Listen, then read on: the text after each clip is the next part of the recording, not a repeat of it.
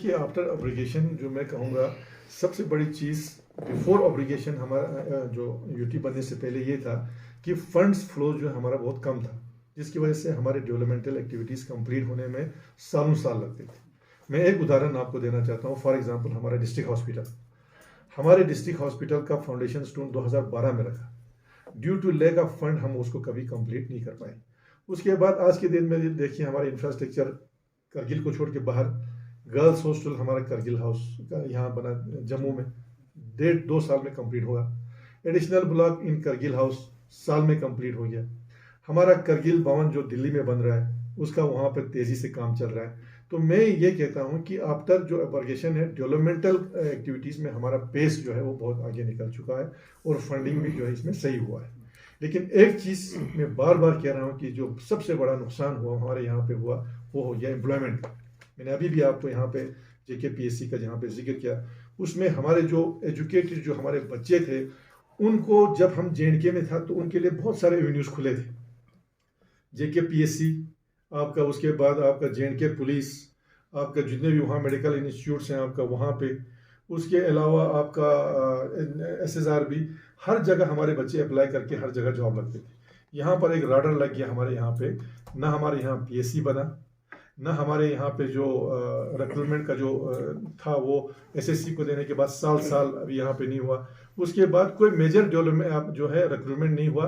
तो यहाँ पे मैं ये कहना चाहता हूँ आपका आफ्टर फॉर्मेशन ऑफ यूटी, एक तो फंड्स फ्लोस में हमारी जो वो बढ़ा, जिसकी वजह से हमारा डेवलपमेंट में हम काफ़ी आगे बढ़ चुके हैं। हमारा चाहे आप रोड देखिए हैं, आप बिल्डिंग्स देखिए, स्कूल्स देखिए, हॉस्पिटल, वो तो आप लोग देख रहे हैं। उसमें जो है गवर्नमेंट का लिबरल फंडिंग हुआ, जिसके लिए मैं अभी भी as a head of the council में आई एम हाईली थैंकफुल। लेकिन जो चीज़ हमारा एक बहुत बड़ा चीज़ है जो हमारे फ्यूचर जनरेशन का सवाल है, उसमें काफ़ी जो है एक झटका हमें लगा है। और हमारी अपील है यूटी एडमिनिस्ट्रेशन से कि जो प्रोसेस होना है अभी रिक्रूटमेंट का वो जल्दी से जल्दी हो। और एक बहुत बड़ा डिमांड ये है कि पब्लिक सर्विस कमीशन, हमारे बच्चे जो हैं जिन्होंने 3-3 साल जो कम्पिटिटिव एग्ज़ाम जैसे JKS वगैरह होते हैं उनके लिए तैयारी किया है, वो लोग डिप्रेशन के भी शिकार हैं। या तो जल्दी से हमारा वो उनका रिक्रूटमेंट होना चाहिए, नहीं तो कम से कम हमारे जो JKPSC जो है उसके साथ इसको क्लब करना चाहिए। आज जो है वक्त की जरूरत है। सर काउंसिल हेडक्वार्टर को लेके बहुत कम बोलते हुए देखा जाता है करगिल में यूटी हेडक्वार्टर काउंसिल की तरफ से, तो क्या अभी हेडक्वार्टर की डिमांड खत्म हुआ है? नहीं, हेडक्वार्टर का डिमांड वो तो आपको पता है, पहले से भी हमने कहा कि ये रोटेशन पे होना चाहिए, 6-6 महीने के लिए होना चाहिए। लेकिन ये हमने एक डिमांड किया हुआ है, लेकिन अभी जनरल पब्लिक से हालांकि JNK में अगर यही रूल देखा जाए 21 में बना है, उसमें सिर्फ गेस्टेड पोस्ट के जो एम्प्लॉयज़ हैं उनको एक्सक्लूड किया है। क्या कहना चाहेंगे? नहीं, ये दुरुस्त है, आपका ये पार्ट हमारे पास आया। लेकिन इसमें एक चीज़ मैं ये कहूँगा, जो पेंशनर्स हैं खासकर हमारे, उन पेंशनर्स को कम से कम ये जो इंटाइटलमेंट है ये रहना चाहिए आपका। तो उसमें हमने अभी रिसेंटली उसमें लिखा भी है कि जैसे यूटी एडमिनिस्ट्रेशन JNK ने किया, उसके तहत हमारे जो पेंशनर्स हैं कम से कम they should be included in the list, वो होना चाहिए। दूसरा, यहाँ पे राशन का स्केल जो है कम से कम वो बढ़ना चाहिए। राशन का स्केल हमारे यहाँ पे बहुत कम है। और दो मेन चीज़ें हमारा जो पब्लिक के डिस्ट्रीब्यूशन सिस्टम में पहले हुआ करता था, एक केरोसिन, दूसरा हमारा शुगर, जो कि अभी बिल्कुल यहाँ पे नहीं है। वो मैं यूटी एडमिनिस्ट्रेशन से अपील करता हूँ, क्योंकि इनके प्राइस, क्योंकि केरोसिन तो हमारे लिए विंटर में चाहिए, दूसरा शुगर का जो रेट बहुत हाई है, इसमें कोई सब्सिडाइज अमाउंट देके ये दो चीज़ें जो है हमारे पब्लिक डिस्ट्रीब्यूशन सेंटर्स पे अवेलेबल होना चाहिए for general public and particularly दो जो हमारे BPL कैटेगरी। तो आप इस फेवर में हैं कि जितने भी गवर्नमेंट एम्प्लॉयज़ हैं, मतलब पेंशनर्स के अलावा, उनको एक्सक्लूड किया जाए? नहीं, आप उसमें एक क्लास देखना पड़ेगा आपका कि उसमें किस अमाउंट या किस क्या उन्होंने सीलिंग रखा है आपका इनकम का, उस हिसाब से। तो पहले ये है कि गवर्नमेंट एम्प्लॉयज़ जितने भी हैं उनको एक्सक्लूड करना है। गवर्नमेंट एम्प्लॉयज जो उनका अर्निंग देखना पड़ेगा। कुछ गवर्नमेंट एम्प्लॉयज में आपका एक जो उसमें अर्निंग का कुछ मेंशन ही नहीं है। नहीं, उसमें मैं ये कहता हूँ कि जैसे फॉर एग्जांपल कुछ गवर्नमेंट एम्प्लॉय जैसे गजेटेड है, जैसे हमारे यहाँ पर आपका क्लास 1-2 होता है, जो हमारे छोटे मुलाजिम से आपके क्लास 4 वगैरह है, उनके इनकम को देख के कम से कम उनको भी इसमें इंक्लूड करना चाहिए। सर कुछ ना कुछ इशू रहता है। सर लास्ट सवाल होगा, उसके बाद और एक सवाल होंगे सर, चाहे काउंसिल को हो, डेवलपमेंटल एक्टिविटीज़ को लेके हो। तो मैं आपसे सीधा सवाल करना चाहता हूँ, आपका ज़ाती क्या इसमें इंटरवेंशन होगा, क्योंकि you are one of the most senior leader of Kargil and you are one of the most successful CC in the history of Kargil as per public.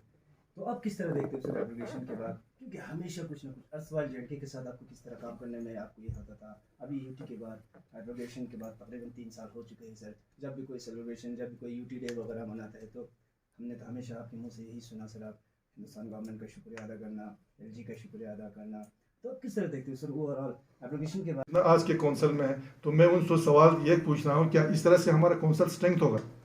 और आज डिमांड ये कर रहे हैं कि 6 शेड्यूल नहीं चाहिए हमको, बल्कि हमारा कौंसल जो है एम्पावर होना चाहिए। तो क्या इस तरह से हमारा कौंसल एम्पावर होगा? यही एमपी साहब है जिन्होंने कहा कि हमें 6 शेड्यूल चाहिए, और 3 साल के बाद, परसों आपने उनका मीडिया में देखा होगा, बोलते 3 साल के बाद मुझे पता चला कि 6 शेड्यूल में तो कुछ है ही नहीं, मैं इसलिए अपोज कर रहा हूँ। तो हमें तो ये समझ में नहीं आ रहा है कि वो क्या बोल रहे हैं। यहाँ से बोलते हैं कौंसल को मजबूत करेंगे, यहाँ खुद ऐसे एक्टिविटी कर रहे हैं जिससे अवाम ये देख रहे हैं कि कौंसल का तो जो बेचारे काउंसलर हैं उनको तो कहीं सुनवाई नहीं हो रहा।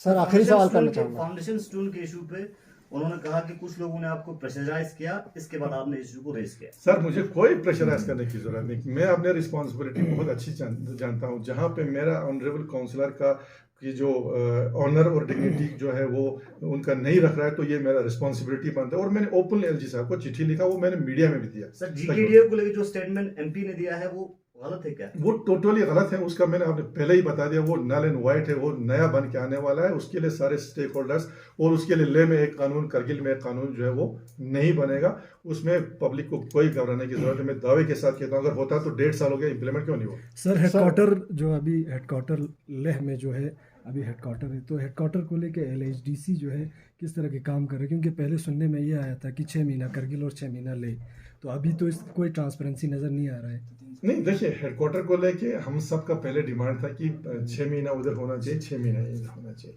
अब आज के डेट में जो है मेरे ख्याल में ये डिमांड इतना नहीं उठ रहा है। हाँ, अलबत्ता ये है कि जो डायरेक्टर्स यहाँ पे ऑलरेडी पोस्टिंग किया हुआ था, उनका जिनका हेडक्वार्टर्स वो यहाँ पे स्टेशन होना चाहिए, उसके लिए हमने पहले भी लिखा, ऑनरेबल एलजी साहब को भी लिखा, और यही हमारा इंटेंशन था कि ये हेडक्वार्टर यहाँ पे जो डायरेक्टर्स वो यहाँ रहना चाहिए। इसीलिए आप लोग देखते हैं कि सारे डायरेक्टर्स के ऑफिस हमने कौंसल सेक्रेटरीट में अकोमोडेट किया, जबकि ये सारा जो हमारे जो है डिस्ट्रिक्ट ऑफिसर्स के लिए।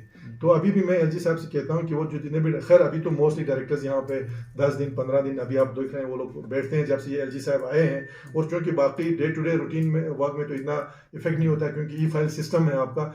लेकिन कभी किसी पर्सन का या किसी एम्प्लॉय का किसी डायरेक्टर के साथ कोई ग्रीवेंस होना चाहिए, तो इसलिए होना चाहिए। अब इंश्योर किया है कि कम से कम महीने में 10-15 दिन यहाँ पे बैठेंगे। और मैं भी देख रहा हूँ कि मेरे पास भी आ रहे हैं आपका डायरेक्टर स्कूल एजुकेशन हो, सोशल वेलफेयर हो, रूरल डेवलपमेंट, वो लोग बार बार अभी विजिट कर रहे हैं। तो इंशाल्लाह मुझे लगता है एलजी साहब की डायरेक्शन के बाद ये जो कमियां हैं ये भी दूर हो जाएंगी। Sir Ladakh food security rules 2023 के तहत जो है जितने भी गवर्नमेंट तक छोटे जहाज इस पे चले। सर एमपी लद्दाख का एक और एलिगेशन है सर बनाएगा, इस पे आपका क्या कमेंट रहेगा? देखिए, चाहे बीजेपी गवर्नमेंट बनाए चाहे कांग्रेस, टेक्निकलिटीज की बात नहीं कर रहे हैं, मैं कहता हूं वो उसमें टेक्निकलिटीज है। अगर बनाए तो फिर क्यों नहीं बना रहे? मेरा सवाल ये है, अगर वो बना सकते हैं तो क्यों बना रहे हैं? इसलिए कि करगिल वाले बीजेपी में नहीं है इसीलिए वो न बना रहे हैं क्या? सर एमपी लद्दाख का और एक एलिगेशन है एलएचडीसी को लेके, और एक एलिगेशन है टेलीकम्युनिकेशन को लेकर। उन्होंने कहा कि काउंसलर्स जो है एमपी से पूछते नहीं है, और जितने भी नुमाइंदे हैं वो पूछते नहीं है एलएचडीसी के, और पब्लिक से पता करके उन्होंने जो है जहाँ भी रिक्वायरमेंट था टेलीकम्युनिकेशन का टावर वहाँ पे इंस्टॉल कर रहे हैं। तो इसको आप किस तरह से देखते हैं, और टावर्स एलएचडीसी जो है इस पे क्यों ये नहीं कर रहे? सर जनाब अली मूसा साहब, मैं एमपी साहब से पूछता हूँ, जितने भी टावर जो स्टेट लैंड्स पे लगे हैं उसका लैंड का अलॉटमेंट किसने दिया अभी तक? जितने भी टावर्स लग रहे हैं वो अलॉटमेंट हम दे रहे हैं। अगर हम वो लैंड अलॉटमेंट नहीं देंगे तो बाकी ये कहते हैं कि मेरे पास नहीं आते हैं। तमाम काउंसलर जहां जहां पे पड़े हैं उन्होंने एमपी साहब को भी लिखा, हमने ऑफिशियली मंत्री को भी लिखा, एलजी साहब को लिखा, हर किसी को हमने अप्रोच किया है। ये उनका कहना गलत है। उनको काउंसलर आने की क्या जरूरत है जब वो खुद रिप्रेजेंटेटिव हैं? क्या आप करगिल के एमपी नहीं हैं? क्या आप सिर्फ ले के एमपी हैं?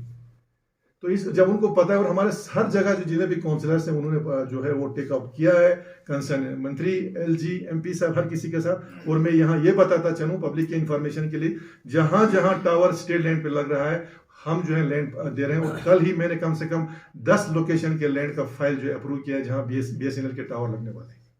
सर क्या काउंसिल अंडरमाइन हो रहे हैं इस वक्त? देखिए अंडरमाइन मैं समझता हूँ कि जब से ये हमारे ऑनरेबल एलजी साहब नए एलजी साहब ने ज्वाइन किया है तब से जो है काउंसिल जो है एम्पावर हो रहा है। आप खुद जानते हैं कि इससे पहले स्पेशल डेवलपमेंट पैकेज के जो प्लान बनते थे उसमें काउंसिल का कहीं इन्वॉल्वमेंट नहीं था। For the first time LG साहब ने खुद चेयर किया, ले में 5 घंटे की मीटिंग की, उसमें पूरे काउंसिल को जो है उन्होंने इन्वॉल्व किया। और फॉर न्यू स्कीम जो अभी आने वाला है एसडीपी में, उनका भी डायरेक्शन है कि तमाम कमिश्नर सेक्रेटरीज को न्यू प्लान भी जो है जो काउंसिल से जो है उसका अप्रूवल होना चाहिए। तो आज मैं दावे के साथ कहता हूं कि काउंसिल जो है वो एम्पावर हो रहा है। लेकिन अगर जब ये ऐसे एक्टिविटीज यहाँ हो रहे हैं जहां काउंसलर को एक तो ऑनरेबल एमपी साहब खुद इलेक्टेड रिप्रेजेंटेटिव उसको नहीं पूछ रहे हैं, दूसरा डिपार्टमेंट आपका नहीं पूछ रहा है, तो ये तो आपका मैं समझता हूँ अंडरमाइन ही हो रहा है। अब ये किस लिए हो रहा है वो तो यूटी एडमिनिस्ट्रेशन को देख रहे हैं। दूसरी चीज मैं इंटरेस्टिंग आपको एक बताऊंगा, हमारे एमपी साहब बोलते हैं मैं 6 शेड्यूल को इसलिए अपोज करता हूं कि हमारा काउंसिल अंडरमाइन हो रहा है। वही बोलते हैं 6 शेड्यूल में जो आपका डिस्ट्रिक्ट भी गजेटेड पोस्ट नहीं लगा। क्योंकि हमारे पास ना पब्लिक सर्विस कमीशन हम बना पाए, ना हमारे पास अभी तक रिक्रूटमेंट रूल आया है इस गजेटेड का। रिक्रूटमेंट रूल जो है अभी भी एमएचए में पड़ा है, उसको फॉलो क्यों नहीं कर रहे हैं एमपी साहब? जब हमारा रीऑर्गेनाइजेशन एक्ट बन रहा था, आप रूलिंग पार्टी के एमपी थे, क्या आप पब्लिक सर्विस कमीशन को आप कॉमन नहीं रख सकते थे? तो इतना बड़ा ब्लेंडर हुआ है कि 3 साल में एक भी लद्दाखी जो बच्चा है वो गजेटेड पोस्ट पे अपॉइंट आज तक नहीं हुआ। ये एक बहुत बड़ा एक ब्लेंडर है हमारे लिए। क्या ये एमपी साहब का रोल नहीं था? और जो मैं बोल रहा रिक्रूटमेंट रूल अभी भी जो आपका एमएचए में पड़ा हुआ है, क्या ये चीजें नहीं था? उसके बाद एमपी साहब ने हर जगह बोला कि हमारे पास 12,000 की वैकेंसीज थे।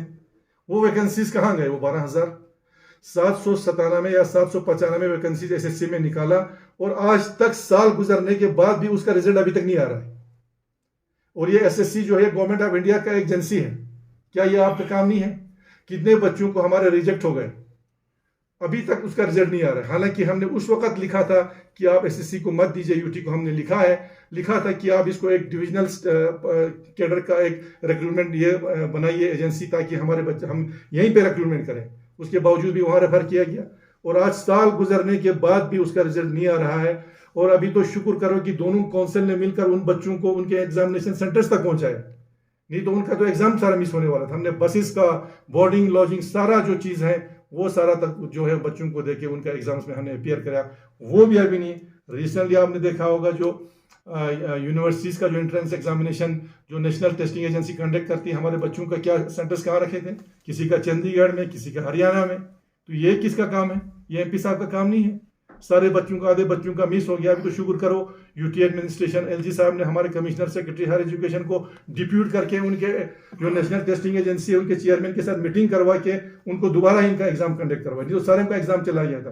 तो क्या ये एमपी साहब का रोल इसमें नहीं बनता है? दूसरी चीज, हमारे सबसे बड़ी चीज ये है कि भाई मैं कोई भेदभाव नहीं करता हूँ। मैं बोलता हूँ ऑल इंडिया रेडियो का जो हमारा डीडीजी डिप्टी डायरेक्टर जनरल का जो पोस्ट था यहाँ पे, उसको शिफ्ट क्यों किया ले? बाकी ले में रहे, हमें कोई एतराज नहीं है। अगर आप एमपी हैं, अगर आप कर सकते तो ले में दूसरा ला सकते थे। आपने क्यों यहाँ पे, जब आपसे हमारे मीडिया वाले सवाल पूछते हैं उसके बारे में, आप बोलते हैं नहीं मुझे ये कोई फर्क नहीं पड़ता कि ये जहाँ भी रहे। हमें फर्क पड़ता है क्योंकि ये हमारे यहाँ पर पहले था और इसको यहाँ से आपने शिफ्ट किया। और इसी रेडियो स्टेशन में 40 से 50 कैजुअल लेबर जो 15-20 साल से काम कर रहे थे, सबको डिसकंटिन्यू किया गया। तो ये किसका रोल बनता है? तो ये सारे चीज़ें जो है, एक तो अपना रोल एंड रिस्पॉन्सिबिलिटी भी हमें लेना चाहिए। और कभी ऐसी बातें जो हम तो कभी, जब तक वो नहीं बोलेंगे तब तक हम यहाँ से इस तरह से फजूल की बातें ना हमने बोला है और हम ना बोलेंगे। लेकिन कुछ चीज़ें, कुछ जब वो वहाँ से बोलते हैं तो हम, तो ये चीज़ें मैं यहाँ पे आपको क्लियर कर देना चाहता था कि इसमें 1-2 चीज़ें जो उन्होंने कहा, खासकर PMJSY, करगिल डेवलपमेंट अथॉरिटी का है, यह सारे चीज़ें उनको मेरा क्लियरिफिकेशन ज़रूरी था। और अभी भी, आज भी वो रोड जो है वहाँ पे उनका भी फाउंडेशन स्टोन अभी भी ज़ांस्कर में रख रहे हैं। Being as a elected representative, MP जो होता है वो एक स्टेट्समैन होता है, not as just as a political figure. तो एज ए स्टेट्समैन जो है उनको समझना चाहिए कि how to respect the other, जो उनके कोलीग्स हैं उनका भी रेस्पेक्ट करना उनको सोचना चाहिए। एमपी साहब को ये चीज़ें नहीं करना चाहिए। हमें जो भी इलेक्टेड रिप्रेजेंटेटिव है उसको उनको ऑनर देना हम सबका फर्ज है। हम भी जब जहाँ जाते हैं, जिस पार्टी से भी ताल्लुक़ रखते हैं, हम उनको इन्फॉर्म भी करते हैं, उनका इंश्योर करते हैं कि उनका नाम पर, बोर्ड पे उनका नाम भी हो। तो ये चीज़ें बहुत ज़रूरी है ऑनर करना। तो मैं ये चीज़ें उनको आपके जरिए पहुंचाना चाहता था। आप लोगों का कोई क्वेश्चन है तो हम सर आपके ऊपर और एक बहुत बड़ा एलिगेशन ये दे रहा था सर एमपी साहब बार एयरपोर्ट को लेके क्योंकि एयरपोर्ट जो है नीड ऑफ द आवर है सर। इसमें सिर्फ यूटी एडमिनिस्ट्रेशन यानी सेंटर यानी काउंसिल का भी बहुत बड़ा रिस्पॉन्सिबिलिटी बनता है sir airport emergency in case of emergency के लिए। आपके ऊपर ये एलिगेशन बार बार लगा रहा है कि आला अहदेदार कुछ आए थे एयरपोर्ट अथॉरिटी ऑफ इंडिया के, उनके साथ ना आप मिला ना आपने उनको रिसेप्शन दी। जब बाद में पता चला तो आपने कुछ ऐसे लोगों के साथ मिलके आपने मीटिंग की जो जिनका कोई हैसियत ही नहीं था एयरपोर्ट अथॉरिटी ऑफ इंडिया से। तो पब्लिक को फूल बनाने के लिए आपने उसी को एक प्रेस रिलीज डाली कि जिनसे मिलना था आपने अब मिला नहीं। देखिए वो मैं बताऊंगा आपका उस दिन जब सबसे पहले तो उसमें मैं एक चीज़ और भी बढ़ाना चाहता हूँ। जब एयरपोर्ट अथॉरिटी की जब वो टीम आई थी उसमें वो टीम ज़ांस्कार भी किया, करगिल भी किया और मीमा भी किया। मेरे अपना जो मुझ पे एलिगेशन लगा उसका जवाब देने से पहले एक सवाल एमपी साहब से भी मैं यहाँ करना चाहूँगा। जब आप उस टीम के साथ ज़ांस्कार जा सकते थे आप करगिल क्यों नहीं आए? यहीं से आपका पता चल जाता है आपके एटीट्यूड और क्या आपका एटीट्यूड है। ज़ांस्कार गए वो, जबकि वहाँ पे ज़ांस्कार के रिप्रेजेंटेटिव या जो भी था वो था, लेकिन आप करगिल में उस टीम के साथ नहीं आए। यहाँ पर मेरा नहीं जाने का मतलब ये बिल्कुल नहीं था कि मैं जानबूझ के नहीं गया। आपका उस टीम का यहाँ पे जो विजिट था वो लास्ट मोमेंट में बना, पहले शेड्यूल में वो नहीं था। तो उस दिन क्योंकि मैं टाउन पे प्रेजेंट नहीं था, डीसी साहब ने मुझे फ़ोन किया था, तो मैंने डीसी साहब को ये कहा था कि आप on behalf of the council जो भी इंफॉर्मेशन उनको चाहिए आप रिप्रेजेंट कर दीजिए। हालांकि उसमें हमारे एडमिनिस्ट्रेशन की पूरी टीम थे, जो भी इंफॉर्मेशन उनको चाहिए था वो इंफॉर्मेशन हमने वहाँ पे दिया। इन डॉक्यूमेंट में भी चाहिए था वो दिया, उसका रिपोर्ट भी हमें आया। और उसके बाद में पर्सनली जाके उसकी टीम के जो हेड कर रही थी, जो मैडम थी वहाँ पे आपका, उनके साथ में दिल्ली में जाके उनसे मिल के वो रिपोर्ट भी हमने सबमिट की सारा। तो इसमें वो बात बिल्कुल नहीं है कि मैंने जानबूझ के उसको निगलेक्ट किया। अब दूसरी चीज़ आपका यह है कि एयरपोर्ट का मसला आप खुद जानते हैं, कौंसल की रिस्पॉन्सिबिलिटी है कि अगर उनको कल भी आपके जब एयरफोर्स के ये आए थे एयर मार्शल साहब जब आए तो उसमें भी हमने मीटिंग किया। हमने कहा हम प्रोवाइड एलएचडीसी का इसमें रोल है आपका टू प्रोवाइड लैंड उनको कितना चाहिए, इंफ्रास्ट्रक्चर अगर बनाने में उनको फंडिंग चाहिए रोल है। और एमपी साहब को मैं आपके माध्यम से बोलना चाहूँगा, मैंने आज से 1 साल पहले आपसे रिक्वेस्ट किया था कि करगिल के एक डेलीगेशन चाहे वो कौंसल का हो जिसका भी हो, आप ही लीड कीजिए। आप लीड करके वहाँ पे आपके जो कंसर्न मंत्री हैं सिंधिया साहब से हमारी बातचीत की, हम राउंड टू राउंड बैठ के डिस्कस करेंगे। उसका जवाब एमपी साहब ने अभी तक मुझे नहीं दिया। जो हमारा रोल था वो हमने किया। सर अभी आपने बताया कि स्कूल एजुकेशन जो है कारगिल में बहुत बेहतर हो गया है, हालांकि अभी तक टीचर्स के लिए कोई ट्रांसपेरेंट ट्रांसफ़र पॉलिसी नहीं है और आए दिन व्हाट्सएप पे और सोशल मीडिया पे ये सर्कुलेट होते रहते हैं कि बड़े ओहदेदारों के रिश्तेदार जो हैं वो टाउन के एरियाज़ में ज़्यादा हैं और टाउन के जो आसपास के एरियाज़ हैं उनमें जेंडर इक्वालिटी नहीं है, उनमें फ़ीमेल टीचर ज़्यादा है और जो दूर दराज के इलाके हैं उनमें मेल टीचर ज़्यादा है। तो इस पे आप क्या कहना चाहेंगे? देखिए ये आपका बात मैं बिल्कुल एक्सेप्ट करता हूँ कि अभी भी हमारे पास ट्रांसपेरेंट या फेयर एक ट्रांसफ़र पॉलिसी अभी नहीं है, लेकिन इस चीज़ में मैं बार बार पहले भी बता चुका हूँ। इसके लिए हमने डायरेक्टर स्कूल एजुकेशन से अप्रोच किया है कि एक free and fair transparent policy लाने के लिए वो हमें मदद करें, किसी एजेंसी को हायर करें ताकि ये सारा सिस्टम जो है ऑनलाइन हो, कोई किसी को इसमें शिकवा न रहे। लेकिन हमने इस पर कुछ एक्सरसाइज किया है। आप जानते हैं जब हमने काउंसिल संभाला तो यहाँ पे कोई ट्रांसफ़र नहीं हुआ था, 10-10 साल से लोग जो है एक जगह पे था। हमने कोशिश किया कि जोन वाइज, यानी बहुत सारे जो जोन के टीचर्स थे वो एक दूसरे के mostly they were in Kargil town. हमने कोशिश करके, आपको मालूम है आज से 2 साल पहले कम से कम 1100 टीचर्स की हमने पोस्टिंग किया। मैं मानता हूं कि उसमें 100% दैट वाज नॉट परफेक्ट, लेकिन हमने एक शुरुआत की। जिनके ग्रीवेंसेस थे उनको हमने काफ़ी हद तक दूर किया और मैं इसको आज भी एक्सेप्ट करता हूं और इंशाल्लाह हमारी कोशिश रही है, हमने अभी भी है कि हमने डायरेक्टर साहब को बता दिया। और ये सिर्फ एजुकेशन में ही नहीं, ये जो ट्रांसफ़र वाला है ये हर डिपार्टमेंट में होना चाहिए, हेल्थ में भी हो, सब में एक ट्रांसपेरेंट पॉलिसी हो। जब ये ट्रांसपेरेंट जो पॉलिसी जब आएगी हमारे पास तो इसमें अटैचमेंट वाला, आपका डिप्यूटेशन वाला ये सिलसिला सब खत्म होगा, क्योंकि ये पूरा ट्रांसपेरेंट होगा, कोई देख सकता है और हर किसी को ये पता चलेगा कि after a period of 2 years या 3 इयर्स मेरे पोस्टिंग कहाँ पे होगा। ये इंशाल्लाह हमारी एजेंडे में हम जरूर कोशिश करेंगे। सर टेलीकम्युनिकेशन ग्रेटर कारगिल वो डेवलपमेंट अथॉरिटी की बात की, तो अभी तक सिर्फ ये काउंसिल नहीं, इससे पहले वाले काउंसिल भी किसी ने भी यहाँ पे एक मास्टर प्लान लाने की शायद कोशिश की होगी, लेकिन अभी तक कोई मास्टर प्लान नहीं आया, अभी तक टाउन प्लानिंग नहीं है, अभी भी कंस्ट्रक्शन जो है रोड पे आके कंस्ट्रक्शन बन रहे हैं, लोगों को अपना सिंटेक्स रखने के लिए भी जगह नहीं है, वो रोड पे रख रहे हैं। क्या कहना चाहेंगे? इसीलिए तो ये मास्टर प्लान बन रहा है आपका, बहुत बहुत सही है, क्योंकि हमारा टाउन जो है वो बहुत तेज़ी से एक्सपेंड हो रहा है और हमें अभी रोड्स के लिए, ड्रेनेज के लिए जगह नहीं मिल रहा है। अब अभी तो हालत ये है कि जो हमारा हाईवे है वहाँ पर भी जब अभी BRO हो या बाकी मार्किंग किया और ये कहा है कि आपके जो